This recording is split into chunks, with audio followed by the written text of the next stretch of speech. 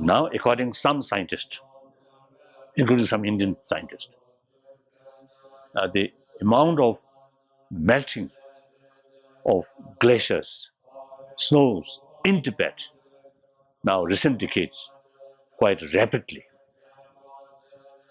now taking place. So unless we take special care, I think eventually within this century, maybe end of this century, I think tremendous sort of difficulties. Drinking water, whole northern India and Pakistan, and then China.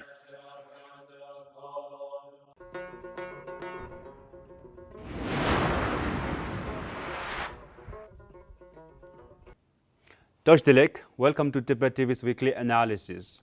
We all know how fragile is Tibet's environment under the CCP's brutal regime.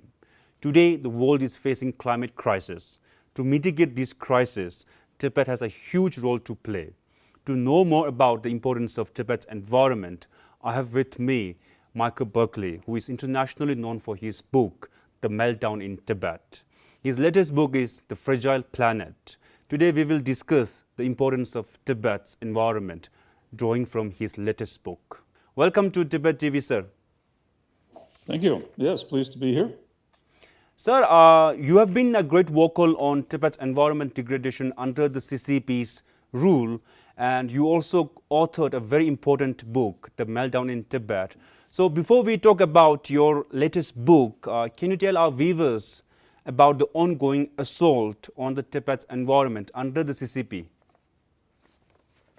Well, it's been going on ever since China invaded Tibet, basically. I mean, the first casualties were back in the 60s and 70s, were the logging in East Tibet, where they flattened the whole forests, and then they killed off most of the wildlife. I mean, you don't see lots of wildlife in Tibet anymore. I've been in Tibet many times back in the 80s and the 90s and the 2000s, and the biggest group of Kiang that's a wild ass, I've only seen about 4 or 5 of them, but there used to be thousands in the herds, right? So that's all gone. But coming into the modern era, it's been magnified significantly since the arrival of the railway, because the railway enables exploitation on a massive scale. Mining, for example, was not feasible. It was not economical without the railway. And then you'd be able to bring in migrant workers to build dams. That was not feasible either, because it cost them too much to fly in. But by train, it doesn't cost them anything. They can bring them in for $20, $30, whatever, and then take them back out again the same way, because they have to go back to their families. So the railway has really been accelerated everything. It's made everything exponentially bigger. The mining, the dams, it's accelerated, and that has put immense pressure on Tibet's ecosystems. Particularly dams is ruining the rivers, and the mining is ruining the grasslands. And those are 2 ecosystems just there. Without mentioning the other ecosystems, that's 2 already very important ecosystems that are being, extensively damaged. And who's stopping China? Nobody's stopping them. So I don't know if that's much of an overview, but it'll give you a picture, perhaps, of how critical the situation has become. And it's going to get worse because China's running out of water in the north. So they're planning to divert water from the rivers of Tibet. It's the only place they can get the water from. They're going to run out of groundwater. So they're resorting to diversion of water at the expense of the nations downstream, of course. So your latest book, The Fragile Planet, is a compilation of His Holiness's visions on Mother Nature, and particularly the Tibetan environment. And we all know that His Holiness's third commitment is the preservation of Tibetan culture and environment. So can you tell us how is His Holiness's vision towards the protection of Mother Nature and Tibet's environment in particular? Well, he's always been interested in environment. I mean, he was very early on, back before the Nobel Peace Prize, he was showing up at conferences. He was keynote speaker. I think it comes to him naturally, as a Tibetan also, that he wanted to preserve it's a very delicate ecosystem you have in Tibet. And the small amount of damage to an ecosystem like that can be much greater than anywhere else, because it takes a long time to recover. So you damage the grasslands, it's not going to spring back the next day. It's going to take a long time. So his vision started with the Nobel Peace Prize, which was to turn Tibet into a zone of peace, but but also the largest biosphere on Earth. That's why he was awarded the Nobel Peace Prize in part. So he has this vision. He's had that vision since 1989 Nobel Peace Prize. And of course, it's never been realized because the Chinese never acted on it. But of course, the Chinese now claim that over 50% of Tibet is national parks and nature reserves, and yet they're mining the heck out of that place. So it's not real national parks. If you go next door to Bhutan, they have achieved that ratio. They've got over 50% of their land area. It's the only country in the world that I know of which has more than 50% of its land area set aside for wildlife corridors, national parks, nature reserves. It's done a wonderful job. That's what should be happening in Tibet. They should be doing that there, but they're not. Instead, they're destroying it. So, the vision of His Holiness is very important because he's giving us a moral compass to work with. He's saying, this is the way to do it. And that is what's sadly lacking, not only in Tibet, around the world. There's no moral compass. It's just gung-ho, go out and exploit everything, and never mind the cost. And then eventually the cost is be so much damage, it's going to be worse than if you'd never touched it in the first place. So that is roughly what's happening there. So your latest book is a compilation of His Holiness's quotes and views on environment. So I'm going to quote one of the many important quotations from your book. Quote, destruction of nature and natural resources result from ignorance, greed, and lack of respect for the earth's living things. So can you tell us its importance and relevance in today's time? That's a very short quote, but it has a very powerful quote, I think. And the relevance to today is that the scientists cannot solve the climate crisis. They've tried different things, but they've come up short. And some of the scientists are saying, well, we're not dealing with science here. We're dealing with greed, apathy, ignorance, and other things and scientists can't solve that. But someone like the Dalai Lama and Tibetan Buddhism, they can solve that because they've been doing that for a long time. Respect for Mother Nature is one of the tenets of Tibetan Buddhism. You respect nature. You don't dig up the earth. You don't even mine, except for maybe gold for the temples.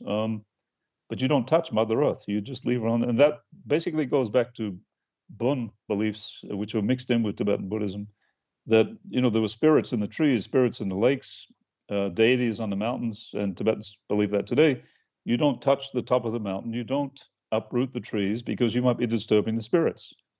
And there's a lot of legends about water. For example, you disturb the water spirits, it'll come back to haunt you. They'll give you strange diseases or, something like this. And, the cycle of the crops was all dependent on, appeasing the spirits, all that sort of stuff. So in terms of indigenous knowledge, Tibetans were, they're saying that now one of the people that didn't show up at COP26 is the indigenous groups weren't given a voice in Glasgow, but they have the solutions.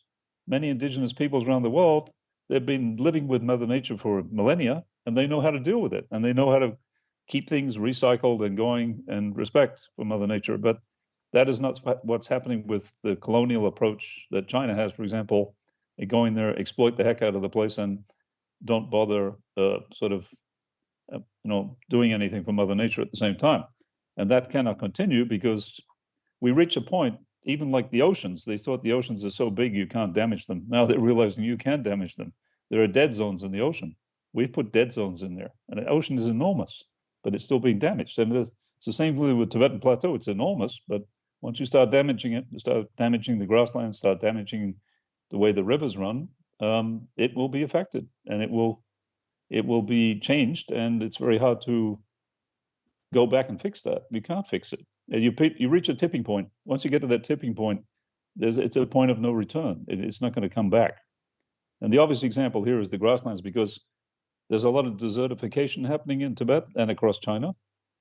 And once you've reached a point of desertification, it's very hard to go back to growing grasslands again. You have to also bring back the yaks, because the yaks were part of the grasslands and they were keeping the grasslands in shape along with the nomads. But the nomads are gone. A lot of the yaks are gone. And then how are you going to keep that system in shape? You can't do it with just humans. You have to. It has to go back to where it was, but that may not be possible in certain cases. So, sir, your book is actually divided into 6 parts, 6 major parts, and the third part talks about the preservation of third pole. So, why is Tibet known as the third pole after Antarctica and Arctic? So, tell us its importance. Well, there's only three major areas on the planet, as well as Greenland, that have a big store of ice and snow and permafrost. Permafrost is the layer of ice under the ground. And of course, everybody knows about the Arctic and the Antarctic, but they don't know so much about Tibet. But Tibet is enormous, and it has a huge area of permafrost. There's also permafrost in other countries like Alaska, Siberia, but not as big as Tibet. So the difference between Arctic and Antarctic and Third Pole is that the first two do not provide fresh water to any human population. But Tibet is providing fresh water to probably up to 1.8 billion people downstream, including China itself, because you got the Yellow and the Yangtze. They come from Tibet. So that makes it extremely important compared to the other poles, because the other poles are not doing anything useful for humans. Well, they're refrigerators for the planet. You got to think of this as the refrigerator. You know, you got three refrigerators here, plus you got Greenland, plus you got Alaska that have a lot of ice and snow, but nothing compared to Tibet because of its situation in Central Asia. It's supplying 1.8 billion people, and out of a population of 7.5, that's very significant that it's doing that, right? So you can't ignore Tibet. There's no way to ignore it. But that's exactly what's happening at COP26. They've ignored Tibet. They don't even mention it. Sir, today the world is facing climate crisis, and Tibetans around the world are telling the international bodies, including COP leaders, to pay heed to Tibet's environment because Tibet has a massive role to play. For example, Tibet is the water tower of the whole of Asia and roof of the world. So how do you think the world should pay heed to Tibet's environment and take actions to preserve it for future generations? Your biggest problem here is the elephant in the room, which is China. So, Tibet is not showing up independently represented as a nation. It's, you've got a scattering of NGOs and, the CTA sends some representatives, but they're on the side events. They're not in the main events. So China basically did not even show up to COP26. So Xi Jinping stayed away. He's terrified of his own virus. And, what did China do at COP26? It introduced a watering down of the clause about coal. Instead of being reduced, they wanted it phased out, which is useless language, which gives them the license to keep pouring coal-fired emissions into the air for another 20 or 30 years. And, these coal-fired emissions, they're affecting the mountains of Tibet. Basically, black soot is a byproduct of massive burning of fossil fuels. And that black soot comes down, lands on the glaciers, and then it starts melting faster because it's coming from India, it's coming from China. And you can solve this problem. It's soluble. It would take a lot of effort because you're not going to persuade Indians or Chinese to abandon their coal overnight. It's not going to happen. But if we were to stop the burning of fossil fuels, within a month, we would have no more black soot coming down on those glaciers. But it's a sort of impossible thing to do. You've got to find an alternate source. So what can you do about this? You can bang on people's doors and, keep telling them, Tibet's important. We got to do something. You got to stop them building these dams. You got to stop them pouring these fossil fuels into the air. And, neither China nor India has any plan to reduce use of fossil fuels. China has indicated maybe tapering off at 2030. India has indicated nothing. And worse than this, China is actually building coal-fired plants in other countries. They're building them in Pakistan. And this is in contravention of all the climate change agreements that were, put in place, like Paris. You don't do that, but they're breaking all the rules. And then who's stopping them?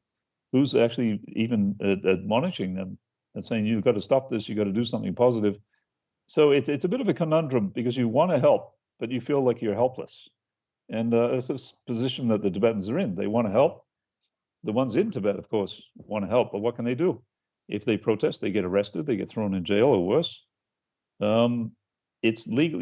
The Chinese NGOs actually have made some headway. There's some very good Chinese NGOs. There's Greenpeace East Asia. They've made some headway because they're allowed to protest in China, and they don't risk imprisonment. The Tibetans do risk imprisonment. And if the Tibetans actually film certain things going on in Tibet and try to get that film out to the West, they will be accused of spying and spying on their own nation. They'll be accused of criticizing China and spying and all sorts of other things, and probably put away for 5 years in jail, if not 10 years. It happened to Kamasandra. He's been put away for 15. They're one of the richest men in Tibet, most successful businessman. He's been put in jail for 15 years on trumped-up charges because he caught some Chinese high officials poaching wildlife, and he reported it, and he made a big fuss out of it, and they didn't like that. So, it's a bit of a conundrum about what to do, because you do feel helpless about it. And the solutions are there. We know what the solutions are. It's just a matter of getting the solutions going. And there are solutions that they've done in Sikkim, Ladakh, and Bhutan, which actually work, because there you have a majority of Tibetans who know what they're doing. And Bhutan, for example, they've got a wonderful system for, they have 70% of their forest cover is by law. It has to be minimum 70%. And I've been there, several times. It looks just like Canada, where I'm from, but better than Canada, because it's we log a lot in Canada too. They've done a remarkable job at preserving their ecosystems, and this, it shows that it can be done. And they have places there where the Drokpa, the Brokpa, actually, eastern Bhutan, they're within nature parks, national reserve, and no problem. But China says that's not possible. Says you can't have nomads within a nature reserve. It's baloney. Of course you can. They know how to look after things. Occasionally it might be a few little problems with wildlife, but otherwise they're fine. They go with the ecosystem. They're great. So if you look at the small scale of things which are being done in Ladakh, where they're building ice stupas, in Bhutan, where they banned plastic bags, they've done a lot of things in Bhutan. A really good example. And then the same thing in Sikkim. They got a lot of national parks and nature reserves in Sikkim. They have they're all organic crops, which is wonderful for the environment. The same thing in Bhutan, all organic. They don't allow chemical fertilizers, pesticides, no GM crops. The GM crops is another huge problem that's coming up. Not yet in China, but it's happening in India, where these companies like Monsanto and Syngenta, they try to control the whole production of crops, and copyright it, more or less, patent it, which is ridiculous because you can't patent nature. So there are solutions, very hard to get them going.